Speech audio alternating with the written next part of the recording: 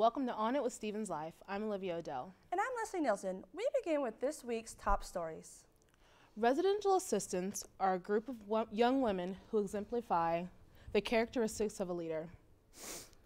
This semester, Res Life has hired on 4 new women to the Res Life team. These RAs include Donna Walker, Dana Hegeman, Alexandra Prestia-Turner, and Haley Johnson. Donna Walker, a freshman, theater major from Texas, now heads Prunty 3rd floor. Dana Hegman, a freshman biology major from Warrenton, Missouri, and a member of the basketball team, is the RA of Pillsbury 4th floor. Alexandra Prestia-Turner, freshman theater major from Colorado, covers Searcy 4th floor. And Stevens Life's very own Haley Johnson, a sophomore fashion communication major from Lexington, Missouri, is now the RA of Tower 2nd floor. These women have big shoes to fill for the remainder of the semester, but with their drive to bring residents together and create a better sense of community for Stevens, they will do just fine. Haley Johnson, huh?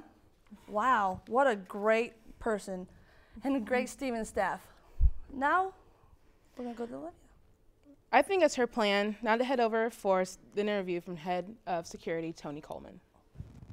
Thanks, Olivia. And thanks for joining us today, Tony. Glad to be here. What initiatives has security undertaken this year that differ from last year? Well, 2 of the biggest things. First off, we've added an additional security officer to our full-time staff. That is a very big addition as far as the visibility of security on campus goes. The other one is the addition of security cameras throughout campus, which has been a project that we've been working on for some time, and finally it came about this year. Well, that's neat. I understand that there were active shooter training sessions taking place. Why did you feel the need for those? The timing was right. I mean, unfortunately, you hate for a tragedy to happen, but anytime one does, such as what happened back in December at Newtown, Connecticut, it makes you want to take a look at the things that you're doing on campus, to look at your policies, the procedures that you have in place. And we felt that the time was right to kind of address that and to bring an awareness, if you will, to our campus community about these type of incidents. And how do you feel those sessions turned out? I wish that we would have had more student turnout, and we're probably going to do those again. Just to get more involvement, but we were able to reach nearly the entire faculty and staff population on campus over the 2-week period that we did the several sessions. So do you feel that faculty is more prepared to deal with an incident like this now? Yeah, and the training was geared toward awareness and being able to provide just some information that should they ever find themselves, whether it be here or in some other environment, that they're able to think back and remember and be able to make quick decisions that might impact their personal safety as well as those around them, which would include students. Yeah, another question is, I understand that your security office is relocating. When and where? That come about for a couple of reasons. One, of course, I mentioned the addition of the cameras. We needed more space for our video wall, and also the renovations that they're doing to Rob Lee. So the timing was there, and after we looked at different locations, we felt that relocating over into the tower basement was most conducive for the setup that we needed, and plus it's going to benefit the students in tower because the washer and dryers will be moved to the floors this summer instead of just in the lounge. Awesome. So, but it'll provide us a nicer space, a bigger space for the things that we need to do. Well, thank you for all of your service, and thanks for joining us. Back to you, Leslie. Thanks, Haley. Students had many opinions about the job security does around campus, but it is really clear that they are taking measures to ensure our safety. I agree. Our security team is actually a group of pretty comical men and women. I laugh at the way they drive around the cars as if they're actual cars. I know, right? It's really crazy. It's either that or take FastCat around campus, but I don't think President Lynch covered them with that deal. We go to Jessica Langford with more on that. Jessica? Thanks, Leslie. The newest addition to Columbia Transit bus routes makes its way throughout the campuses of Stevens and MU. But how helpful has it really been thus far? Sophomore fashion design major Jada West believes that the buses are pointless. While they connect the buses and go downtown, they don't go to the more popular places that are harder for students to reach. So the free services are here, and they're always available for the locals, and hopefully it'll make their lives slightly less stressful and getting them to the destinations throughout downtown and, you know, around campuses and whatnot. And to find out more information about FastCat, connect or to contact them at 573-874-7282, or you can contact them at ridefastcat.com. Back to you, Olivia. Thanks, Jessica.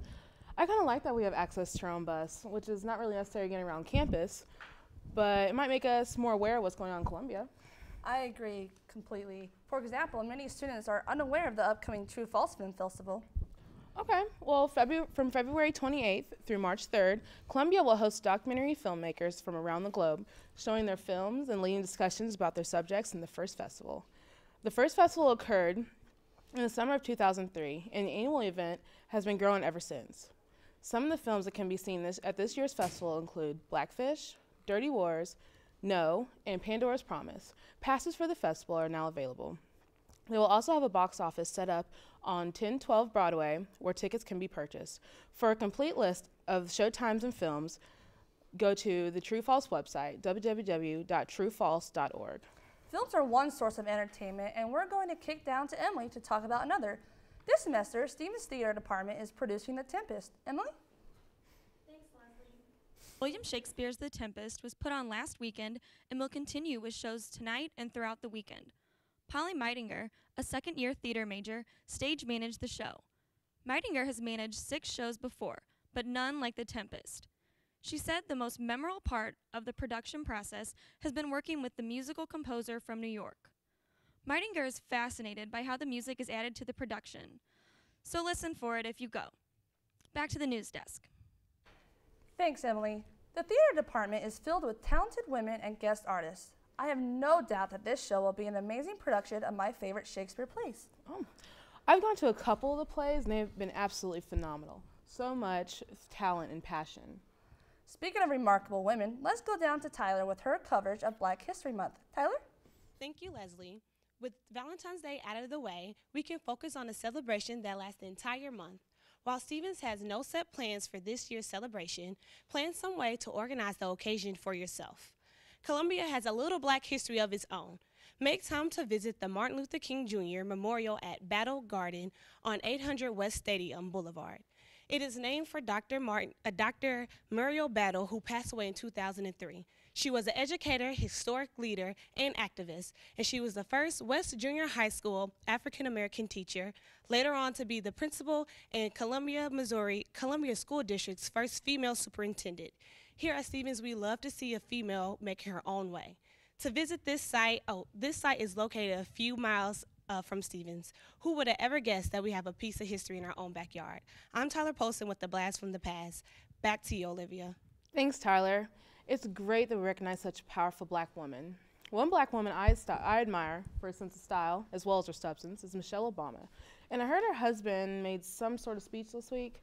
Leslie, have you happened to watch the State of the Union?